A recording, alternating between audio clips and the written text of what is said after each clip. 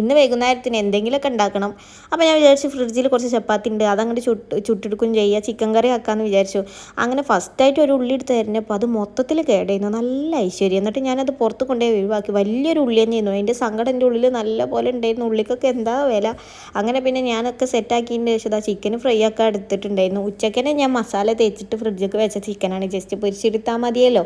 ഇത് ഭയങ്കര സിമ്പിളായിട്ട് ഞാൻ ഉണ്ടാക്കുന്ന ചിക്കൻ കറി കണ്ടിട്ട് എനിക്ക് ഭയങ്കര ഇഷ്ടം അങ്ങനെ ഉണ്ടാക്കാൻ. തക്കാളിയൊക്കെ മിക്സിയിലിട്ട് ജസ്റ്റ് ഒന്ന് അടിച്ചും എന്നിട്ട് ഇതിക്കാണ് പാർന്ന് കൊടുക്കും, അത്ര തന്നെ ഉള്ളൂ. അരിഞ്ഞു കാണുന്ന സമയം കളിയില്ല ഞാൻ. ഒരു നേരത്തിന് നമ്മൾ കുറേ ടൈം കളയേണ്ട ആവശ്യമില്ല, ഒരു നേരം കഴിക്കാനുള്ളതല്ല. അപ്പോൾ അതെങ്ങനെയെങ്കിലുമൊക്കെ ഉണ്ടാക്കിയാൽ മതിയല്ലോ. പക്ഷേ ടേസ്റ്റ് ഉണ്ടാവും കേട്ടോ. 2 ക്യാപ്സിക്കം ഇവിടെ ഇരിക്കണ്ടായിരുന്നു, അതിൽ ഒരു ക്യാപ്സിക്കത്തിൻ്റെ പകുതി ഞാൻ അതിൽ ഇട്ടെടുക്കണം, എങ്ങനെയെങ്കിലുമൊക്കെ ആ സാധനം തീർക്കണ്ടേ.